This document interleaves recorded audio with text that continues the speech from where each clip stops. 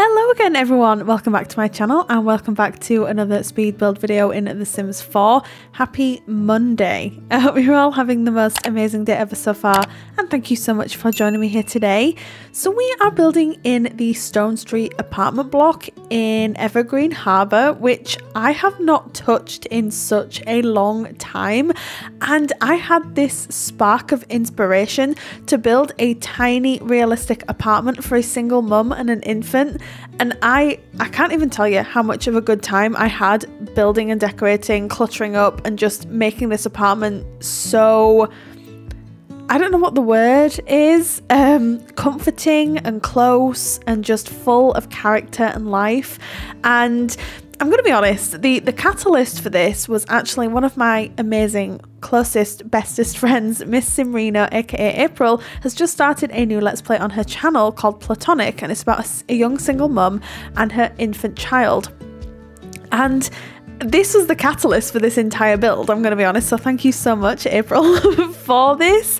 I'm super just over the moon with how this apartment came out. So I think you'll probably notice that I did block off just over half or around half of the apartment, and I just raised up with the platforms there because, as I was saying, I wanted this apartment to be really realistic. And I think a lot of apartments that people can afford, or some people can afford and sort of live in, are on the smaller side because apartments are super expensive. I've been realizing this, apartments are so expensive to live in, and so I just figured let's block off half the apartment. I have done this before when I've done tiny apartments. I've done a tiny rundown apartment, I've done a tiny plant lovers apartment, so I figured why not do a tiny apartment for a single mum and an infant as well. And I loved every second of this. There are some minor changes I made off camera as well, so please note that the bathroom, when I was playtesting it, it became a bit of a problem because I did decide to put a washing machine in the kitchen. Now, I don't really know why I decided to do this, but I think it works really well. So what I did is I put the dryer in the bathroom because the bathroom's actually a pretty decent size, but I had to do some rejigging because when I built the bathroom, I was like, yes, bathroom's done.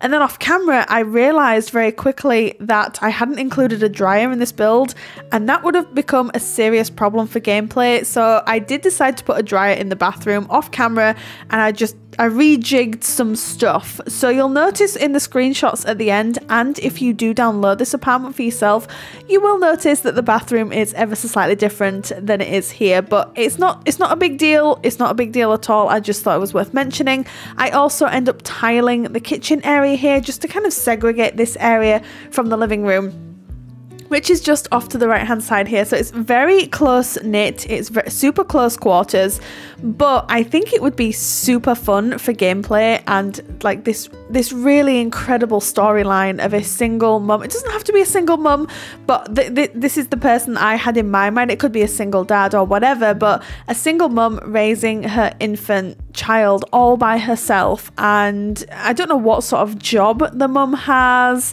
or I didn't really go into too much detail with that, but it's definitely something that I would really like to explore myself in terms of gameplay, so who knows, maybe I will do. And I also used this sofa from the Basement Treasures kit, which is my second time using this sofa, and I used it in this sort of like dusty pink colour, which I absolutely adore. So you'll see there's like hints of baby blue, pink, orange, bits of yellow here and there. I just think it looks so incredible, and I absolutely love the overall and the finished product. So I really hope you all do as well. And I love decorating apartments because I love doing interiors of Sims builds as much as I do love doing exteriors. Let's be honest, I do love doing that. But I think with interiors is really when you can tell the story for the Sims that are living here. So you'll notice that I do pull out a lot of clutter items. So for example, like we have, well, there's a lot of stuff going on in here. We have a lot of plants. There's a rundown TV on the faux fireplace. I didn't really want to put a real fire in here because I didn't really think that was going to work too well with the storyline. And then I do end up putting some brick sort of paneling behind the fireplace too, which I think ties in really nicely. And I also put the brick paneling behind the main wall of the main bedroom as well, which I think I also do off camera. I just made some ever so slight adjustments, because when I was looking at the screenshots and I was looking at the apartment, I was like, my brain was just like, yes, I need to change this, and I need to update that, and I need to move this, and yeah. So anyway, what you're seeing here is 99% the final product, but there's just that 1% I did change off camera, so I thought it was worth mentioning. I do use quite a lot of items actually from the Basement Treasures kit, which is, it's an incredible kit, first of all, because I really, really appreciate when items aren't super clean, or like these ones are kind of run down, they're used, and they're fantastic for being able to tell a story through a build, and we all know that I'm an advocate for that. We all know this.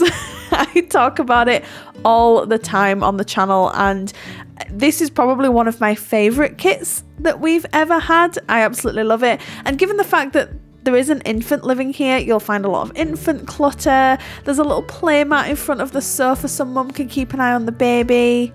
And yeah, I just think it all works so well. I did realise this when as I'm watching the recording back, I used a lot of items from kits that we've gotten recently. And I know that there are people that have a certain opinion about kits, and that is absolutely fine. Everyone is entitled to their opinion. Kits for me are bite-sized pieces of content that you can choose to have or not have in your game. I don't think having them or not having them is detrimental either way. And that's the beauty with the kits. I think, you know, you can either have them or not have them. It doesn't really matter.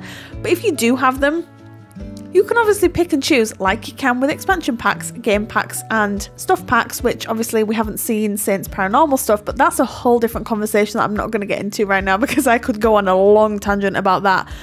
But the point is that I do believe, I'm a firm believer that kits were specifically designed for console players, because console players can't download CC. So kits kind of give off this CC sort of vibe. You know, they're very specific. They're very sort of like clutter. Like most of it is clutter, let's be honest. The Basement Treasures kit came with a lot of clutter. Yes, we got a new sofa, we got lamps, we got bookshelves, we got like just general clutter and decoration. It was a really, really, really well-rounded kit. I would like to see more gameplay kits moving forward, because I think the only one that we actually have is the Bust the Dust kit. Is that what it's called? Where your Sims can vacuum. Speaking of which, there is a vacuum next to the fridge in this build, because I just thought it added to the storyline, but I would like to see more gameplay kits. Anyway, that's not what this speed build or voiceover is about, but we have done the bathroom here. As I said, please take that with a pinch of salt, because it does change ever so slightly with the introduction of the dryer. But this is the main bedroom. Now, let's not forget, this is a single mum and her infant child. So I didn't want to give the infant their own room, because I wanted this to be super realistic. So the mum actually shares a room with her infant child, which I think is just the sweetest thing ever. Now, I am fully aware that in terms of storyline and gameplay, really, you can just use this apartment past toddler. So you can't really use this apartment when the when the infant becomes a child, because where are they going to sleep? Obviously, what you can absolutely do is unlock some of like the platformed area and then build a bedroom. That might be kind of cool. That might be kind of fun. But I did not design this apartment for long gameplay in mind. You will have to do some rejigging.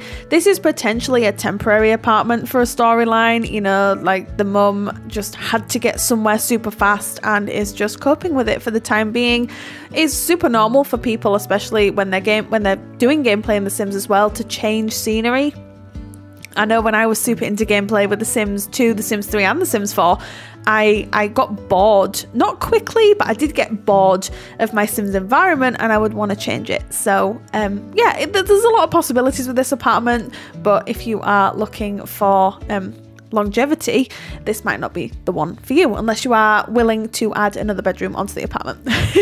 So the main bedroom actually came together super quickly. It's just that I was trying to work out where to put the cot and then the changing table. The curtains were kind of annoying me, so I ended up changing them out. But yeah, that's pretty much it. So I really hope you enjoyed this video. If you would like to download this apartment for yourself, it's available on the gallery.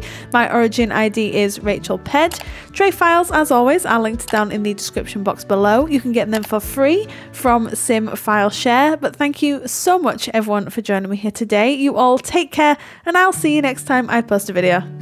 Bye!